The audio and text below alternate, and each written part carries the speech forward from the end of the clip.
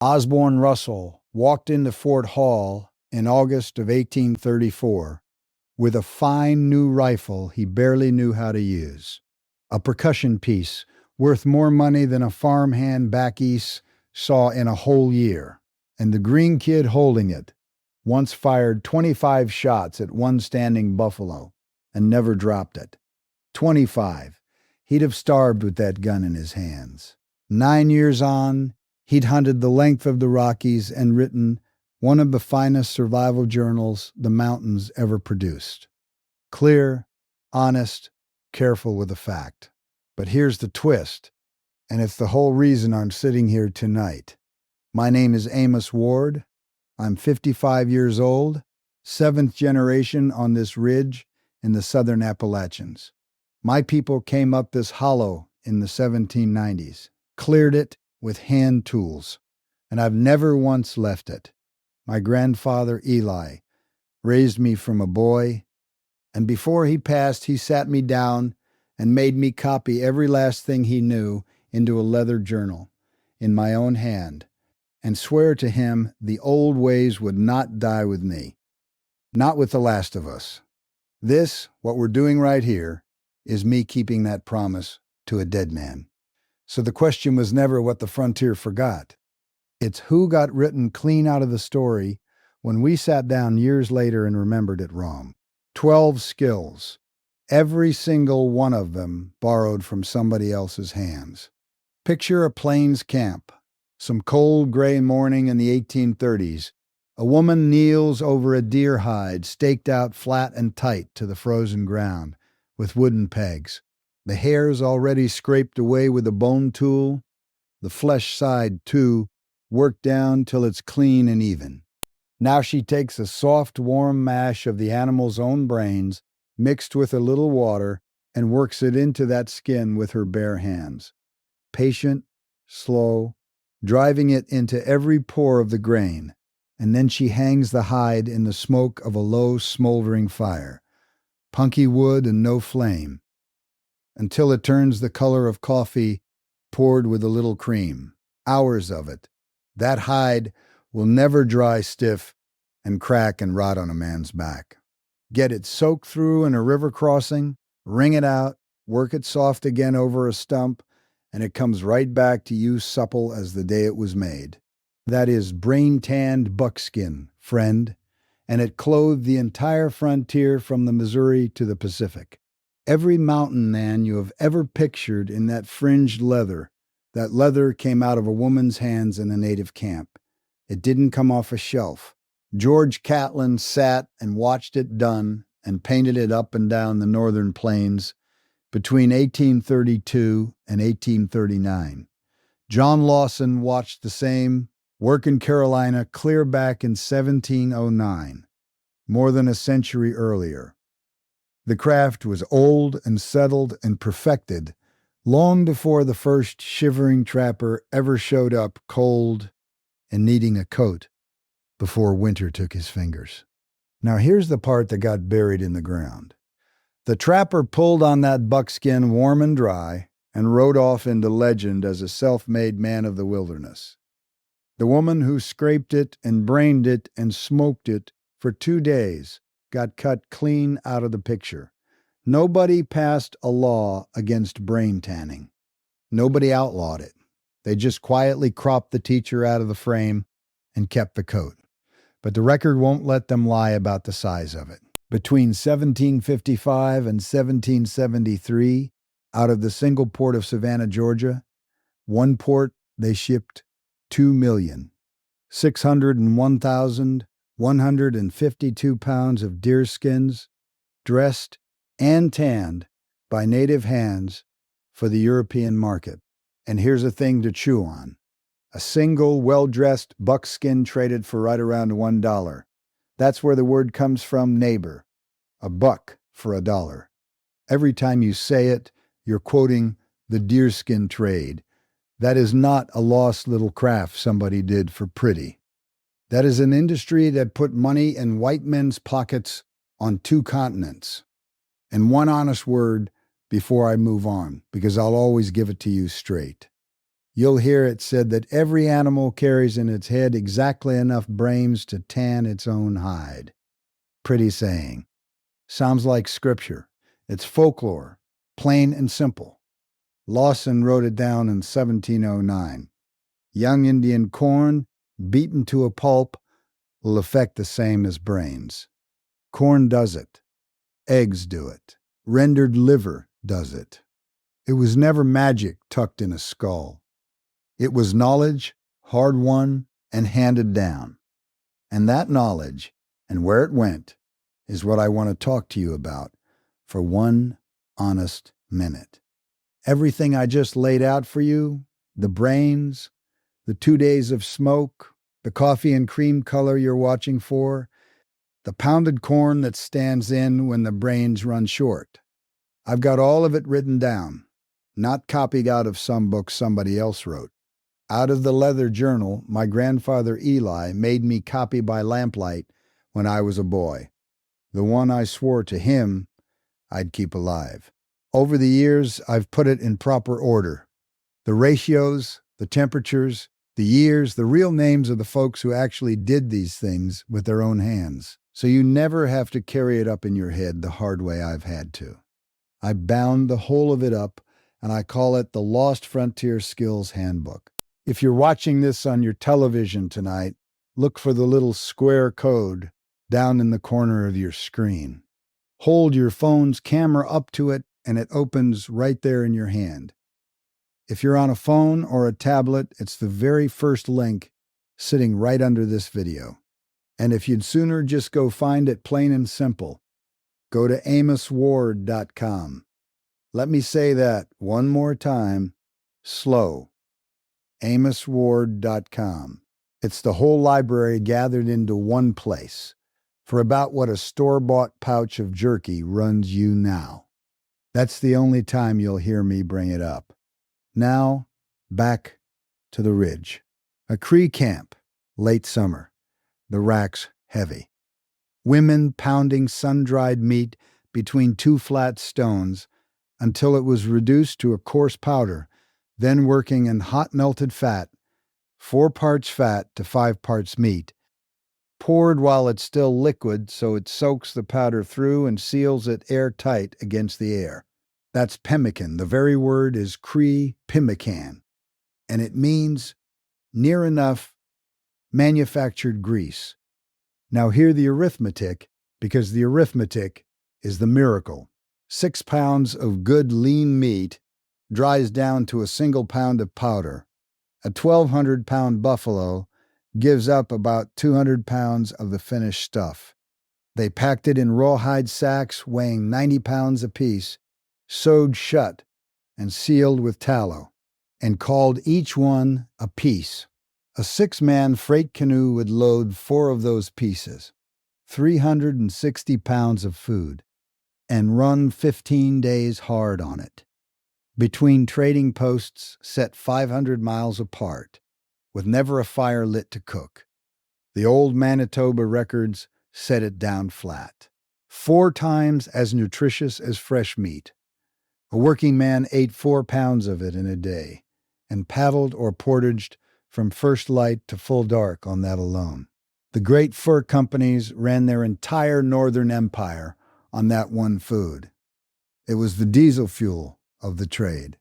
Then they sat down and wrote it up in their own annual reports as their own clever logistics, their own genius for supply. The Cree and the Métis women who invented it and made it by the ton got the back page of the ledger unnamed, filed under stores purchased. Now I'll give you the truth. Other folks selling you a bucket of it won't. You'll hear pemmican lasts 50 years, 100 years, forever. I will not tell you that. Neighbor, because nobody has ever once proven it. 1 to 5 years is the honest number, and it's rancid fat that finally kills a batch, turns it sour and useless. And that bagged 90-pound piece economy, that was mostly the far northern Canadian trade. The Hudson's Bay brigades running the big rivers. Down in the American Rockies, where our men worked, Russell's own journal has them eating fresh buffalo, dried meat, and dug roots. And one hard, hungry winter, starving on old bull meat, gone, in his exact words, perfectly blue, with rot, eaten anyway because the alternative was nothing. The truth feeds you better than the tall tale ever will. One food carried a nation across a continent. The next skill carried a whole load of fur across water that had every right to drown it. The Mandan, the Hidatsa, and the Arikara lived in earth-lodged towns along the Missouri, and their women built a boat that had no earthly business floating a man. A round frame of green bent willow, lashed at the joints, one fresh buffalo hide stretched over it, wet hair left on and turned to the outside.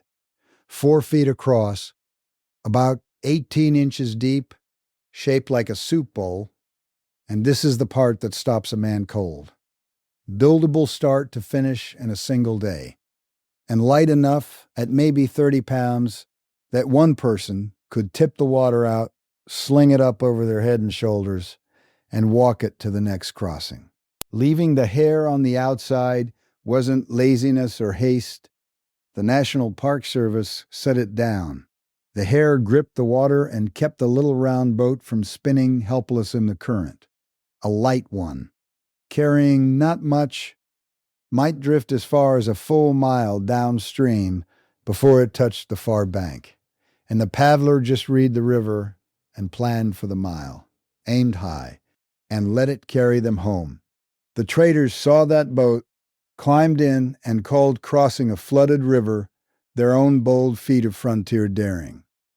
But the design was old and written down long before they got their feet wet. Peter Pond put it in his journal in 1774.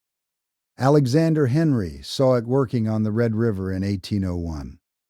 Native women had been carrying whole rivers rolled up in a single hide for generations before any explorer stood on the bank scratching his head. And here's the plain proof it was no crude little makeshift. The traders scaled it up into a freighter. Those bull boats stretched out to 18, 20, even 30 feet long, and hauled around 2 tons of packed beaver plows down water too shallow and too fast for any keelboat afloat. 2 tons of fur. That's a small fortune in felt hat money, riding on bent willow, and a raw hide. A design so sound the men who borrowed it bet their entire year's profit on top of it. A river couldn't stop them. Neither could pain, and the medicine for the pain was growing right there on the bank they'd just landed on. A man a month's hard ride from the nearest doctor and hurting bad, an abscessed tooth throbbing in his jaw, a fever cooking him, a knee swollen stiff and hot after a fall on the rocks. The Blackfoot knew exactly what to do. So did the Cherokee and the Iroquois, working it out separately, each in their own country. Strip the inner bark off a willow, the pale wet layer, and brew it down into a bitter tea, and the ache eases and the fever breaks. There's a real named compound in that bark called salicin. The whole willow family carries the Latin name Salicycae right after it. And once it's in your body, it turns into salicylic acid, which is the direct grandfather of the little white aspirin tablet sitting in your medicine cabinet right now. Now, you'll hear folks get carried away and say the tribes invented aspirin. I want to be square with you, because square is all I've got to offer. That's saying a good deal too much. Salicin was pulled out clean and named in a laboratory in Munich in 1828 by a pharmacy professor named Johann Buchner. Raffaele Piria cooked the pure acid out of it in Paris in 1838. The Bayer Company patented the finished drug and the name aspirin in 1899. No tribe ever handed a chemist that formula. What they had was their own working medicine, running right alongside the white man's for centuries, and getting there first, by 1,000 years. That's the honest frame of it, and it's plenty strong without stretching. The willow tea worked. It brought the fever down, and it dulled the pain, and it did it for free. The laboratory science only came limping along later and pinned a Latin name on what the tribes already had in the pot. Stop with me a second, friend. Set these four down side by side and look hard at what's exactly the same in every one of them. A skill that plainly, provably works. Clothes your back, fills your belly, floats your fur, kills your fever. A native hand that made it and mastered it first. And then a story told years afterward, back in the cities, that quietly swapped in a lone white hero standing tall against the wilderness and dropped the teacher out the bottom of the frame. That's the pattern. Hold it in your mind. It does not soften as we count on down toward number 1. It gets sharper and it gets closer to the bone. The very first thing a real seasoned mountain man did when he got out into the country was throw away his boots. Stiff, hard leather boots rubbed a walking man lame inside a week and froze his feet solid inside a day. A boot holds the sweat against your skin, and the sweat turns to ice, and the toes turn black and come off. So he did the sensible thing, the thing the tribes had always done. He wore moccasins, soft-tanned and cut close to the foot. Near enough, the universal footwear of everyone who actually knew how to live in that country.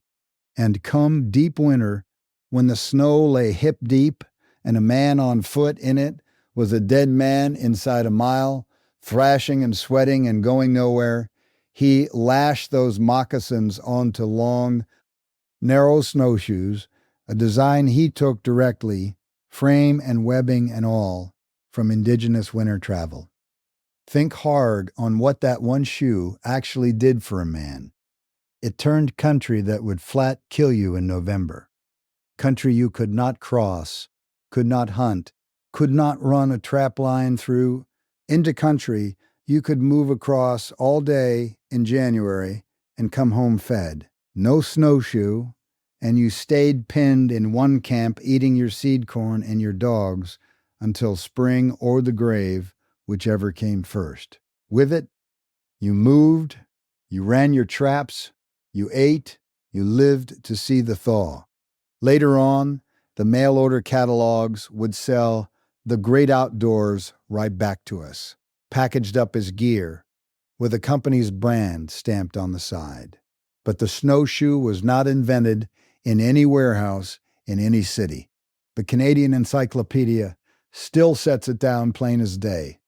Indigenous technology, the one thing that made winter travel across the North possible at all. The trapper's whole contribution was having the plain good sense to strap it on and shut up. Warm, dry feet keep a man moving. But moving all winter through a hard country, a man still had to keep his teeth from falling out of his head. Deep winter, and no fresh food crossed a man's lips for months.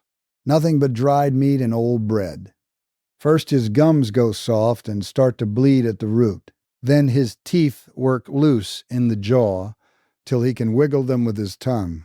Then old wounds and old broken bones he thought were long healed crack right back open, because the very thing that knits a body together is failing inside him. That's scurvy, and it killed more men on this continent than every war we ever fought put together. Killed sailors and soldiers and settlers by the tens of thousands, and the cure was hanging green on every evergreen tree within sight of the sick man's bed. Back in the winter of 1535, on the frozen St. Lawrence, Iroquois people found a party of Jacques Cartier's French colonists dying of it wholesale at their fort near Quebec, dropping one after another, and taught them to strip the needles and bark of a spruce tree and boil them down into a strong tea. The desperate men drank it, doubting. They recovered, stood back up, and walked. That tea was loaded with vitamin C. though it would be near 400 years before Europe had so much as a word for the invisible thing it was curing. That's the whole of the medicine, neighbor, free, growing everywhere you look, in the dead of winter when nothing else is green. A skill worth a grown man's life, handed across a language barrier nobody in that fort fully shared, by people the frightened colonists had every reason on earth to distrust and gave it anyway. The needles fed the sick back to health. The next skill fed everybody, and it plain embarrassed the finest, most expensive rifle on the whole frontier. Remember Russell, up at the top. 25 shots at one standing bull, and the animal shook its head and walked off unbothered. Now hold that sorry picture up against this one. In May of 1835, Russell's own party killed more than 1,000 buffalo cows in their hunt, using arrows only, not rifles. Arrows, off horseback. Sit a while with that number, because it ought to rearrange how you see the whole business. Over 1,000 animals, better than a ton of meat apiece on the hoof, brought down with a wood bow and a stone or iron point. Why? Because on a running horse, inside a stampeding herd, with the dust up and the ground shaking, the bow beat the gun clean, and it wasn't close. No powder to keep dry in the wet. No cloud of white smoke to blind your next shot. No slow, fumbling reload, pour the powder, seat the ball, ram it home, while your supper thundered off over the hill and left you in the dust. A single mounted archer could put arrow after arrow after arrow into that herd, 5 and 6 of them, while the rifleman was still standing in his stirrups, ramming his second ball down a hot barrel. And every one of those arrows could be walked back and pulled from the carcass and shot again tomorrow. The gun cost a season's wages. The arrows cost an afternoon's whittling. The legend hands you the buckskin rifleman, squinting steady down his long-blued barrel, sovereign master of all creation he surveys. The truth is that the meat that actually kept those camps alive through the season came off a bow the tribes had been perfecting for more than 1,000 years before he ever showed up. And Russell wrote the number down himself in his own careful hand. Over 1,000 head, arrows only. The greenhorn, who couldn't drop one buffalo in 25 tries, lived long enough to learn which weapon truly fed a man. Notice the ground shifting under our feet as we climb. We started this countdown with things a man could hold: a hide, a bag of food, a little round boat, a cup of bitter tea. Now it's turning to something you can't hold in your hand at all. It's turning to judgment, to knowing. And the last handful of these, the closest ones to number one, they're going to be about the single hardest skill any man ever has to learn: knowing that you do not know, and having the humility to figure out fast who to ask before the country kills you for your pride. Jedediah Strong Smith, one of the truly great names of the whole trade. Crossed the Sierra, crossed the Mojave, first American to reach California overland. And his journals carry something the movies and the paintings never once show you: plain references to food plants and medicine plants he learned straight from American Indians and turned around and used against sickness and injury out in the field, far past any help. Think hard about what that knowledge meant a full month's ride from the nearest doctor or druggist. A man gets torn up by a horse or a fall or a fever takes him, and there is no store, no surgeon, no shelf of brown glass bottles, no help of any kind, coming, not tomorrow, not in a week. All he has got in the whole world is what happens to be growing right there at his own 2 feet in the dirt. And whether he lives or dies in that spot comes down entirely to whether he knows which root packed in a wound stops the bleeding, which bark boiled up brings the fever down by morning, which green leaf a hungry man can safely eat, and which one that looks just exactly like it will kill him by nightfall. The story sells you a granite loner who doctored himself back to health out of nothing but pure grit and stubbornness. He did no such thing. He carried a whole working pharmacy up in his head, dozens of plants, where they grew, when to pick them, how to prepare each one, and every last page of it was taught to him patiently by the people who had been reading that country like a book for 100 generations. Smith wrote it down himself. He never claimed otherwise. Grit didn't heal him. What he'd humbled himself to learn is what healed him. Knowing the plants kept a man healed and whole. Knowing the land itself kept him from ever getting lost and dying in the first place. The winter of 1807 into 1808, John Colter made a solo journey of roughly 500 miles on foot in the snow through country no white man had ever crossed, and came out the far side, the first of us to lay eyes on the steaming ground of Jackson Hole and the shore of Yellowstone Lake. Alone, the legend says. A lone man against the frozen unknown. Except he was not alone at all.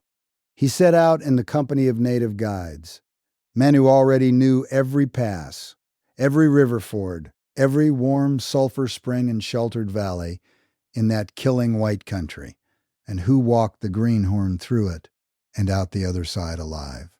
Now let me keep my promise to you and stay dead honest, even when the honesty costs the story some shine. Colter left no written account of his own, not one page. His exact route through that winter is one of the single most argued over questions in all of frontier history. Scholars have fought over it for 150 years. And Colter's Run, the famous tale where the Blackfeet strip him naked at Three Forks after killing his partner, John Potts. And he runs some 200 miles back to a fort in roughly 11 days, barefoot over cactus and rock, outrunning warriors hiding under driftwood in a cold river. That comes down to us as a celebrated tradition, a fireside tale, not as a thing you could ever prove in a court of law. Take those hard numbers as legend and hold them loose, but the bones underneath the tale are solid rock, friend. Colter saw that impossible country for one reason and one reason only, because someone who already knew it took him by the sleeve and showed him. The legend handed us a lone superhuman striding through the snow.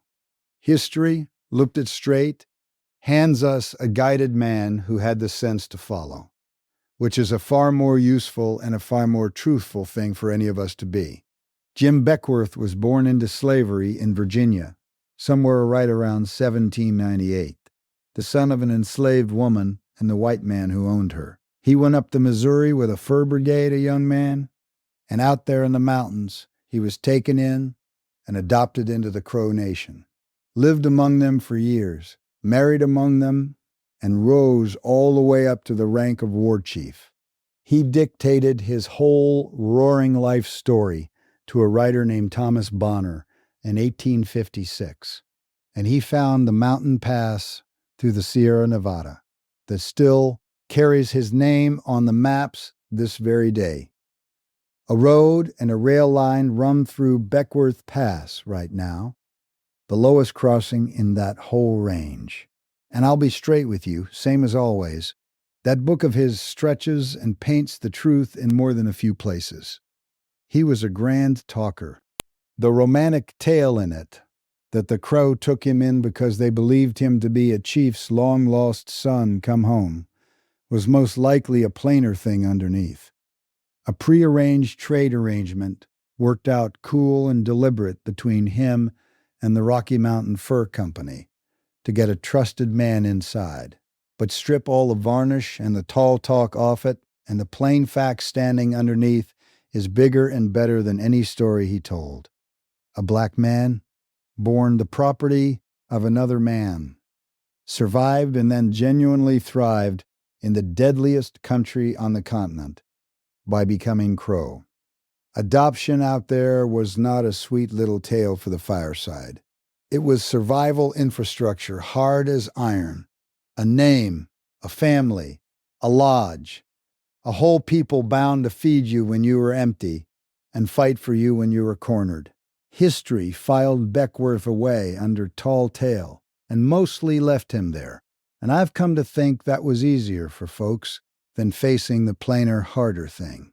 The kinship was real. He lived because of it. And kinship is exactly where every single one of these 12 skills actually came from, which walks us straight up to number 2. Here's the one fact that quietly undoes the whole rugged loner legend from the inside. More than 80% of the mountain men were married, better than 4 and 5. They did not ride off alone into the red sunset with a rifle and a dream. They traveled through that country with their wives at their side. American women, Mexican women, and most often of all, Native women, Flathead, Shoshone, Nez Perce, Crow. And that wife was not baggage tied on behind the saddle. Neighbor, get that clean out of your head. She was the entire school. She was survival itself, riding right there beside him. She tanned the hides you met back at number 12, 2 days over the smoke. She pounded and sealed the pemmican.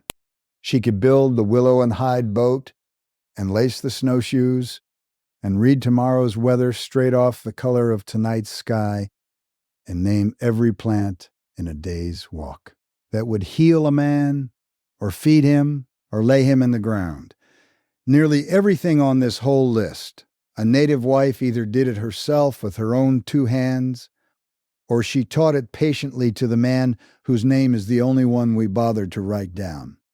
Russell himself wrote of the Flathead people as brave, friendly, generous, and hospitable, far above the rude appellation of savages.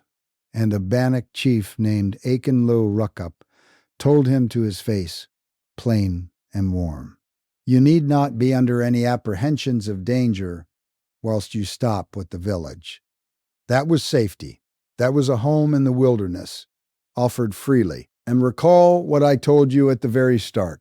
Brain tanning was women's work, the men not taking part in it at all. That is the exact labor, the exact skilled hands that the legend reached back and erased on purpose. The rugged bachelor hero story had no room in it for a wife.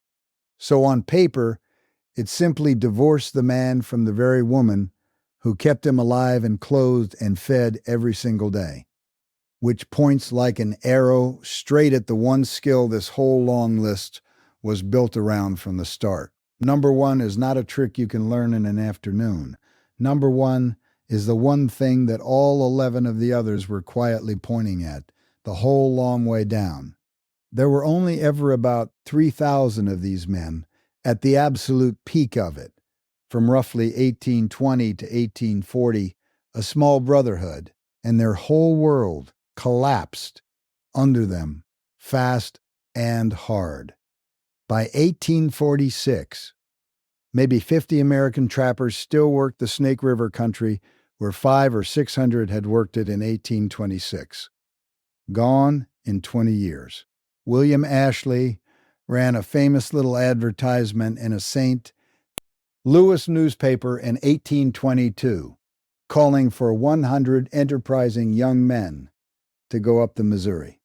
We tell ourselves a story that those men went out to conquer a howling wilderness for the glory of it. The plain truth is they were company men working in the fashion business, trapping beaver so the fur could be shaved down and pressed into felt for tall hats on gentlemen's heads in London and New York. And John Jacob Astor's outfit had a stranglehold monopoly on the whole trade by 1830. Astor himself died the richest man in America off the back of it, worth some $20 million, while the men who froze and starved and drowned in that country to get him the fur mostly died broke, in debt to the company store at the yearly rendezvous where a pint of watered whiskey and a pound of coffee cost them a prime beaver plume that was worth $4 to $6 anywhere else. So what actually kept one of those men breathing out there year after year when the country killed off the rest? It was not grit. Grit alone got you a shallow, unmarked grave and a name nobody remembered. What kept the man alive was the plain humility to make himself an apprentice, a student, a beginner, hat in hand, to the people who already knew the country cold. That is number one. That is the whole thing. The skill of knowing deep in your bones that you are not the smartest nor the toughest man in these mountains, and opening your hand and your ears to whoever is. And now you know exactly who got written out of the story. The tribes did, the wives did, the guides did, every teacher did. Osborne Russell, that green kid who couldn't drop a standing buffalo in 25 tries and would have starved that first winter left to himself, became a genuine master of the Rockies for one reason and one reason only. He let the Snake and the Bannock and the Flathead teach him, and he was grateful for it. And he wrote their names down. He did not conquer that country, friend. Nobody did. He was humble enough to sit down and be taught it by the people who owned it. And that right there is the man who walked back out of the mountains alive. So tell me down below in the comments, which one of these 12 did your own people actually do? Not read about in a book, not watch in a movie, did with their hands. Whichever one shows up the most down there is the one I'll build the next full video around, start to finish. Because this right here is not a lifestyle channel, and I'm not selling you a mood. It's a library. And every last one of you watching tonight is one more set of hands holding the doors of it open, so that none of this, none of these names, none of these skills, none of these teachers dies forgotten in the dark. Next time up, we go all the way back to the summer of 1823, to Hugh Glass, torn wide open by a she-grizzly on the Ashley expedition and left for dead in a shallow grave by his own two companions. And exactly what the legend gets flat wrong about how that ruined man crawled 100 miles back to the living. Keep the old ways. They kept us.